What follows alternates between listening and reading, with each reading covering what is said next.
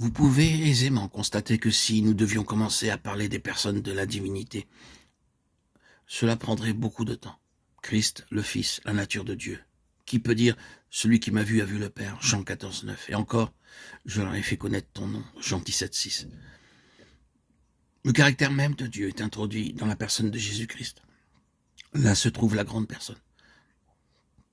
Tout ce que nous savons sur la grande personne, Dieu, est qu'il existe.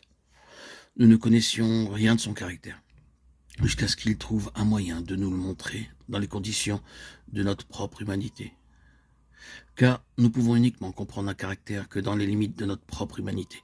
Nous pouvons uniquement avoir une relation et une communion avec un caractère qui correspond à notre propre constitution. Et c'est pourquoi Dieu s'est manifesté en Christ, pour nous montrer à quoi il ressemble. Si nous devions commencer à traiter de la grande personne, cela nous engagerait dans un cours théologique. Si nous envisagions de continuer de parler de Christ, l'expression de Dieu, ou encore de nous autoriser maintenant à être longuement engagés avec la personne du Saint-Esprit et la manifestation du caractère, la puissance du caractère et l'impact de Dieu en Christ, vous verriez combien de temps cela nous prendrait. Mais nous voulons seulement montrer que c'est ce que nous avons ici. C'est la plus grande, la plus solennelle responsabilité de l'Église des premiers-nés. Elle concerne Dieu, les personnes divines, le témoignage de Dieu, qui il est, et ce qu'il est, comment il se manifeste. La puissance de cette manifestation, la raison de celle-ci, à savoir afin que nous nous ressemblions. Ce sont ici les choses les plus intimes, et alors il devient nécessaire pour nous d'obtenir ce dont nous avons longuement parlé, ce pourquoi l'apôtre Paul a prié un esprit de sagesse et de révélation dans la pleine connaissance de lui-même.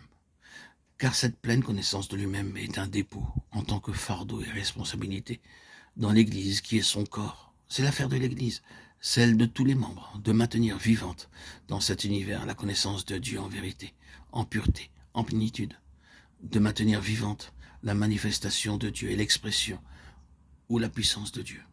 Ici donc il s'agit de Kéhat, et la responsabilité de Kéhat est de garder en vue les personnes divines et de rappeler au peuple de Dieu les grandes réalités des personnes divines. Combien de choses similaires nous trouvons dans le Nouveau Testament, tout exprimant cette réalité d'un à qui nous avons affaire, Hébreux 4, 13. Vous pouvez constater que toute l'histoire de l'Église dans le Nouveau Testament, prise d'un certain point de vue, est relative à ceci, le ministère des fils de Kéhat, chapitre 4, livre du Deutéronome. Prenez la toute première expression de ces réalités dans l'Église. Vous avez la grande déclaration de l'apôtre Pierre le jour de la Pentecôte.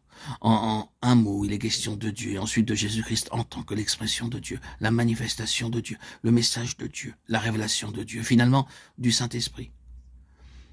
Or, il s'agit du maintien de la vérité devant les hommes.